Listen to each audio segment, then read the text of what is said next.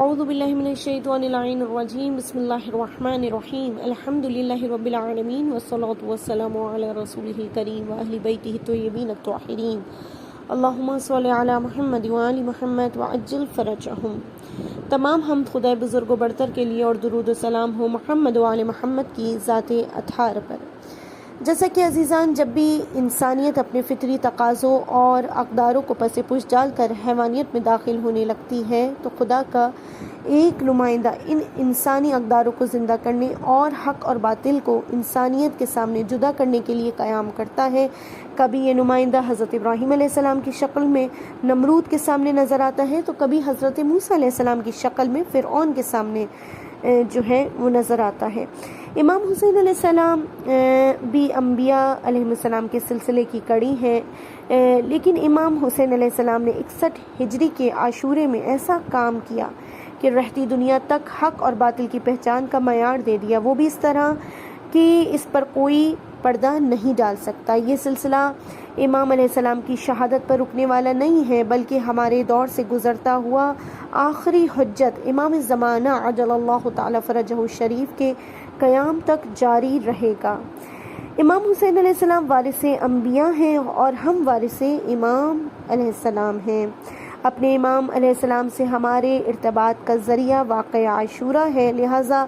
ہمیں چاہیے کہ اس ارتباط کو ہمیشہ پرجوش پرعقیدت اور یعنی منانا چاہیے، اور ہمارا جو ہے ارتباط ہمیشہ حماسی ہونا چاہیے۔ جنابی زینب سلام اللہ علیہا سے لے کر یعنی ثانی زہرا سلام اللہ علیہا سے لے کر جتنے بھی انبیاء یعنی تمام ائمہ علیہ السلام نے اس ارتباط کو زندہ کرنے کے لیے ہمیں عزاداری کی صورت میں ایک تحفہ، ہتھیار یا وسیلہ دیا۔ اس وسیلے کے استعمال کا طریقہ سکھایا تاکہ ہم اس کے ذریعے قیام امام حسین علیہ السلام کے ہدف کو یاد رکھیں، جیسا کہ سورہ مائدہ میں خداوند متعال ارشاد فرما رہا ہے، یا ایھا الذین آمنوا اتقوا اللہ وابتغوا الیہ الوسیلہ،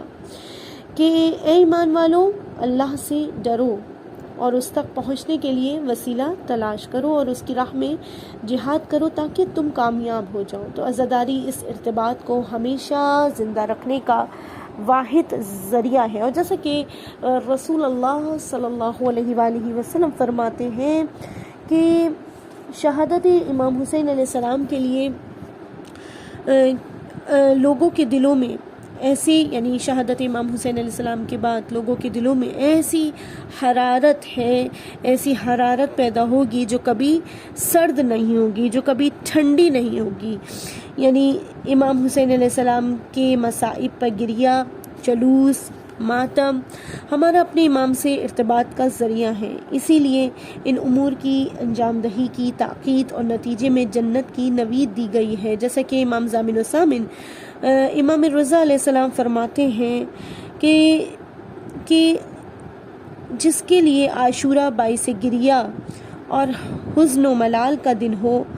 اللہ سبحانہ و تعالی قیامت کے دن کو اس کے لیے باعث سرور اور شادمانی قرار دے گا۔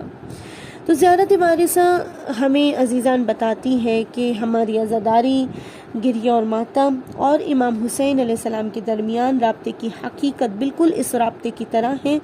جیسا رابطہ امام علیہ السلام کا انبیاء علیہ السلام کے ساتھ تھا۔ دراصل یہ میراث جو کہ حضرت آدم اور حضرت نوح علیہ السلام، حضرت ابراہیم، حضرت موسیٰ علیہ السلام، حضرت عیسیٰ علیہ السلام و محمد مصطفیٰ صلی اللہ علیہ وآلہ وسلم و مرتضیٰ علیہ السلام سے، امام علی ابن ابی طالب علیہ السلام سے امام حسین علیہ السلام تک پہنچی، اس کا اپنی اپنی زندگیوں میں اجرا ہی عزاداری کا جو ہے وہ اصل مقصد ہے، اصل ہدف ہے۔ لہٰذا عزیزان، جیسے کہ ہم زیارت وارثہ میں پڑھتے ہیں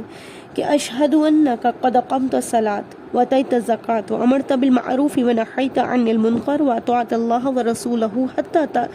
اتاک الیقین، کہ عزیزان ہم اس زیارت وارثہ کے ان جملے میں اگر ہم غور کریں تو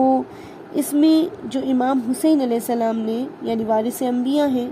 جو میراث انبیاء سے آپ نے پائی، وہ نماز، زکوٰۃ، نیکی کا حکم دینا، برائیوں سے روکنا، اللہ اور اس کے رسول کی اطاعت جس کا نتیجہ یقین قلبی کا حصول ہے، یہ وہ میراث ہے جو انبیاء سے امام تک اور امام سے ہم تک پہنچی ہے۔ تو عزیزان، یہ دعاؤں اور زیارت کا پڑھنا نہ صرف ثواب کا باعث ہے بلکہ امام علیہ السلام نے ہمارے لیے ان میں تمام تعلیمات اسلامی کو پرو دیا ہے، ہماری زندگی کا منشور ان میں بیان کر دیا ہے۔ لہٰذا اگر ہم اپنے آپ کو محب اہل بیت علیہ السلام اور امام کے مشن کا وارث کہتے ہیں تو اس مشن کو آگے بڑھانے کے لیے انہی کے ہمیں نقش قدم پر چلنا ہوگا، جس طرح امام حسین علیہ السلام نے مدینہ سے کربلا تک ہر مذہبی تعصب کو بالائے طاق رکھتے ہوئے دوست اور دشمن سب کو اپنے ساتھ آنے کی دعوت دی، اور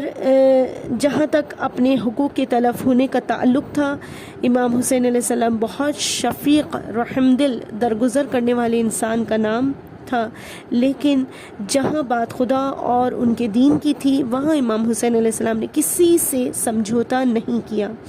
اور امام حسین علیہ السلام کے فرزند امام زین العابدین علیہ السلام کے پاس جب حضرت علی اکبر علیہ السلام کا قاتل حلیہ بدر کر پناہ لیتا ہے تو آپ علیہ السلام مہمانداری میں کوئی کسر نہیں چھوڑتے۔ آخر کیوں یہ دشمن امام کی پناہ میں آیا؟ اس لیے کہ امام سجاد علیہ السلام کے محبوں نے، ان کے دوستوں نے آپ کی شخصیت کو ایک رحم دل، ایک شفیق، ایک معاف کر دینے والے انسان کی حیثیت سے انٹروڈیوس کروایا تھا، متعارف کرایا تھا۔